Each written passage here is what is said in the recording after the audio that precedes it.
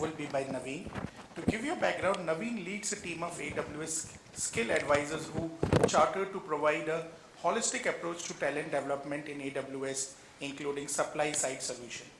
An alumni of IIT Delhi, Naveen extremely is passionate about making workforce future ready through the impact of skilling brings in driving organization-wide digital transformation. Prior to AWS, Naveen had a long tenure at SAP where in his last role, he was driving co-innovation and co-build of SAP's package solution with global SI partners. Outside of work, Naveen is an avid quizzer and loves to participate at national level corporate quizzes. Can we welcome Naveen with big round of applause, please? Thank you. Thank you. I'm fully conscious I'm between you and the cocktail, so I'll keep it as brief as possible. Yeah. Any guess what is this? Any wild guess?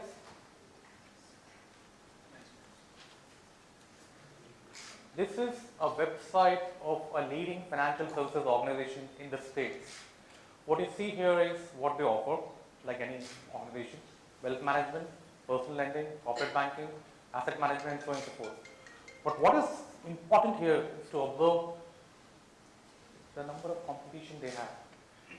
Join me for the next half a minute to look at this slide from two perspectives. One is an outside-in perspective and one is an inside-out perspective. I'll start with an outside-in perspective first. As a consumer of this organization, you are now looking at so many options. So what does it mean for that organization? It means that you've got to ensure you're agile and you're able to create new services and offerings as much as possible so that you give your customers enough options. Sundar talked about advent or entrance of new freebies or new newbies for that matter. This is one example. Now let's look at from a different lens, which is from an inside-out perspective. As an executive of probably an organization, if you look at this, to me probably this is Michael Porter's forces in its truest best. Supply demands, customer demands, and entry of new players, consumer demands, and so on and so forth. So how do you ensure that you innovate at a pace where you remain relevant, right? So if I were to put it in the Darwinian model, probably this is in corporate world an example that how we have to keep renovating on a regular basis, otherwise the competitive forces may make us extinct at any point in time. Some of the examples I think, and history tells us, history talks us and teaches us what happens when we are not able to take quick decisions. These are some of the examples where there was inertia probably to adopt digital models for that matter. A great example actually is Blockbuster. A piece of trivia. Netflix actually came to Blockbuster and offered them to bear them out, but Blockbuster said no. Probably they felt that the business model will be better on on-premise, and rest is history. So actions have to be taken as quickly as possible. Sundar spoke about it, Amit spoke about it. Actions at an executive level is very important sometimes. Quick actions matter. We are part of the same planet, first of all. Absolutely honestly admitting. Any guess? What was this? What was the name of the brand which Jeff is having in his hand? Any guess quickly? I'll help you. This was a 5 phone. Disaster. We could not succeed. We wrote off hundreds and millions of dollars. But then we learned. Success teaches learnings. And how do we ensure that those learnings help us to innovate faster? So that's something is very important, right? It's good to fail. I'm not saying it's not good to fail. But it's important and it's very critical to not repeat the nature of failure. I think that's what we all have to look at it. So what do we do actually? We ask these 5 questions. Whenever we think of something new, we ask these 5 questions. Believe you me, they look very simple. But I promise you, get your teams together and ask them to write answers to each of these 5 questions. Probably we'll have a diversified set of answers. The challenge here is how do we create that highest common factor of understanding with respect to what we all do as organizations in all these 5 questions. And if we are able to do that, probably we are moving to that direction. So what started happening is customers started coming back to us and started asking us that today you are close to a $500 billion company with 160,000 employees. At this scale, how are you able to build that DNA of like a startup for that matter and are able to create so many new business models or new business markets on a regular basis? So what exactly are you doing? just let us know or interact with us and give us something which you're cooking in the kitchen which probably would like to learn from you and maybe would like to replicate. And happy to collaborate. So looking at our customers, we started offering something called as Culture of Innovation workshops. This is an executive workshop for our customer leaders. What we do them is we get them on a room like this, and then we share with them how we innovate in Amazon. What is our, we don't say that we have cracked the code or this is the best way to innovate in the world. That's not the intent. The intent is just to share what we do and learn from our customers also in case we also are happening to be learning something. But the intent is how do we help our customers in just sharing our success models to a certain extent, because we have seen some areas. So to summarize, if you look at from our innovation standpoint, there are key 4 areas where we focus on: culture, mechanism, architecture, and organization. And I'll probably keep it crisp because I'm conscious of time also. Now, what do we do as part of culture? Now, again, coming back to the scale of this company which we are today, how do we ensure that my peer in, say, Peru, when I speak to him, we both talk in a language where we hold our values together. So we have something called as leadership principles. Now, they are different from, I would say, the mission or visions of an organization. They are guardrails which help us to behave as an employee internally, help us to behave with our customers, and help us to behave with our ecosystem. And they are beautifully in conflict with each other. I'll give one example to just give you a sense. Bias for action and dive deep. Now, bias for action tells us to take quick decisions. One doesn't need to be 100% sure to take a decision, because otherwise time is of value in this world. As long as you have 80% accuracy, just go ahead and take a call. Whereas dive deep tells us that do a root cause analysis, go deep, analyze, and then take a decision. Be very prudent in taking a decision. So how do we balance these 2 leadership principles, for example, and take a decision which is to the best possible benefit of our customers, as an example. So happy to go in more detail as we do a dedicated workshop for our customers as one example as to what we do as a part of our culture. But that leads to something called as mechanism. Now, what is a mechanism? In simple terms, if I were to put, there is an input. In physics, you have heard there is an input, there is a feedback box, and there is an output. But what is that feedback box? It's a combination of tools, processes, and people. If I were to define mechanism, I would say it's a virtuous cycle which keeps repeating itself to make it even more better. Right? So that's what is a mechanism for us. A small example, Sundar spoke about it, is working backwards. Now, we do some things differently than what you might have heard or might have experienced. A small example can be development of a product or launch of a new service, for that matter, right? Traditionally, you will launch a service, you will launch a product, your marketing team will then take it to the market, then you will probably do a press release, you will have journalists coming, you will have analysts coming and asking questions. And as they interact with you, probably you'll realize that, hey, maybe we need to probably work on this, or probably there are some things which can be further improvised. But by that time, you have already crossed that bridge. You have invested a lot already. We do a little different. What we do is, we go back to those 5 questions specific on customers which I spoke about, and then we create our own press release without even developing the product first.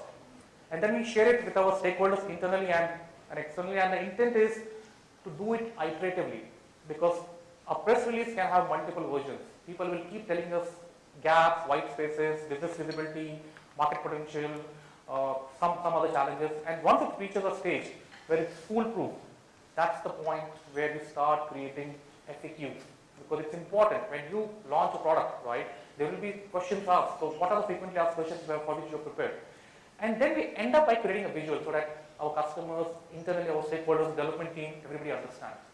So the intent here is kind of, if you ask me, putting the bullock before the cart, but makes sense, because it's better to spend time now before actually putting your money on developing a product if it goes haywire. So it makes sense. It's very frustrating, believe me. It's not easy, but it helps you in that sense, because you're saving a lot of time later on. What if it's not done now? Next architecture. We started moving ourselves from monolithic to microservices architecture, and I'll give you an example. So when we eat our own food, for that matter. A great example is our consumer business. In 2019, we retired our last Oracle database. So that point in time, including all our business, around 7,400 databases moved to DynamoDB, Aurora, RDS, and all our other database solutions. So when we talk about something, we first experiment on ourselves, because unless and until we are through that process and we have seen what is happening to that process, we can't talk about it to our customers, right? So that's something we do. And last is, I call it the organization structure. So we spoke about culture, mechanism, architecture, and organization structure. It's important we intentionally make small teams. We don't make large teams. The purpose is, think of it as, most of you might have heard the term Scrum. The intent is small teams are able to take high velocity decisions. Give them the full ownership. Make them single threaded owner. Right from conceiving the product, creating the prototype, launching it, and also looking at the performance of the product. Because your cost of failure is smaller when there are small teams, right? And they are disconnected. Unless and until if there is a large organization, it can have a ripple effect. So we do that. We make it small teams as much as possible to take it forward in that sense. But why am I talking about all this in this context of this event today? I think there is a reason for that. Because when we do a culture of innovation workshop for our customers, one of the things we look at is using the PR effective mechanism. You may have 3 outcomes. Number one, which Sundar spoke about, either you may be looking at innovation, you may be looking at lift and shift or any other scenarios. That's one option. I think it leads to that. How we work is we look at your North Star in terms of digital innovation and then work backwards. But one of the other areas in the context of this gathering is how do we create an organization which has a high degree of digital dexterity? It's very important. Amit spoke about cloud fluency. In other ways, we call it digital dexterity. You have a team which manages sales training, for example. How do we ensure that your business teams becomes your future product managers? Because it's the business teams who will give you feedback back to your IT teams. And that's how Jeff Bezos makes a very interesting comment. Customers are always beautifully dissatisfied. And so are our business teams, right? Because they are the ones who are feeding back what is happening in the market. So how do we create that digital dexterity-based culture where the business teams are able to interact with IT teams in a parlance where everybody understands, and collectively organizations move with a single flywheel without any tangential forces? And that's exactly what we're discussing here, to be very honest. But what is the purpose of doing all that? I think a lot has been spoken by Amit and others. The intent here is coming back to the talent shortage which you spoke about. The way I look at it, it's a small pond, everybody's fishing in the same pond. How do we ensure that we create differentiators when we look for a prospective talent outside in a college or in a lateral market or within our organization? Millennials think very differently. They look at places where they get a kick by doing some cutting edge work, right? I hope you all agree with me. So how do we create that differentiator where one is perceived as a preferred employer of choice? Now again, that can be a 50,000 feet statement, but if you scratch it in detail, some of these elements you will see. And all of you represent admired companies and listed companies. So whether it's environment, sustainability and governance, or employee engagement, these 2 areas are getting a lot of prominence in your annual reports and quarterly reports. And we are here to work with you in ensuring that some of these metrics are really moving on the northward direction. So we have programs today which work backwards and help you on this, to be honest. So quickly, what exactly is cloud fluency, by the way, right? I think again, just to set a context here, the entire purpose is look at making skilling and enablement program business relevant and not a siloed approach. I was speaking to some of the participants here. How do we look at skilling historically? Or we all have been trained, right? Something is not working, something is burning, get the training done, and just hope that we don't need the training again. I call it the 𝗪𝗏 effect, right? And just hope that we don't need the 𝗪𝗏 again. But is that the correct way of looking at training or enablement? I hope you agree. That's more of a detached approach to looking at, and maybe a tactical approach. How do we make it business relevant? So that, refer back to the slide which I spoke about websites and competition, right? Identify your business needs, identify your business objectives, your North Star for the next 6 to 9 months, because most of you probably would look at having cloud as the preferred platform to grow and innovate. We will work backwards with you, we'll look at those challenges, those North Stars, and we'll create skilling plans which will help your IT and business teams move in the same direction. If you don't know how to identify your skills, competencies right now, Amit spoke about and Sundar spoke about learning and analysis, we can do that. Now the question is, why there is a loop? What's the need for the loop? The loop is needed because what is the North Star for you today will become business as usual in the next 6 to 9 months, because you also will keep innovating, there is plenty of Me Too players in the market. So how do you create your own competitive blue ocean? It's very important, right? It's the competitive edge which gives you contributions towards your P&L, right? And hence this loop is important. I call it an annual health checkup on skills. As simple as that. How do we ensure that you keep looking at whether your workforce is relevant and how do you make them upskill and reskill? I'll probably conclude by giving you a glimpse of how do we do that. So I think some of the speakers in the panel also spoke about inertia. I think at the end of the day, if the executive sponsorship is there, still at the middle management level and probably at the ground level, I call it from the board level to the keyboard level actually, you will see inertia coming. So taking a decision at the board level is easy, but how do we executionalize and ensure that the rubber hits the road is extremely crucial. One way is creating a culture of transformation. I think Manik spoke about YOLO. I call it creating a culture of framework which instills FOMO, right? You have to ensure that people feel that something is happening on my organization where my leadership is focusing on learning. And if I'm not part of that program, probably I'm missing out something, right? And that's exactly what we do. So how do we create a community of practice? How do we ensure that organizations are indigenous on their own as far as learning of AWS is concerned, for example? Our success is that you don't even need us, hypothetically. You are self-dependent to a great extent. If we are able to meet that objective, I would say we are succeeded. So some ways to do that. Again, we identify North Stars, we create skills gaps, and then we launch. It has a lot of, I would say, marketing muscle because such programs require a lot of visibility. So we launch it with a lot of fanfare. We have our program management muscle coming and so on and so forth. But the intent is create governance and regular checks to ensure that when you start on such a long journey, on a regular basis, we do check that your business outcomes are met. Otherwise, we do a course correction, right? And I'll probably breeze forward with a quick example of National Australia Bank. In terms of market capitalization, they are the fourth largest in Australia and probably in the top 30 worldwide.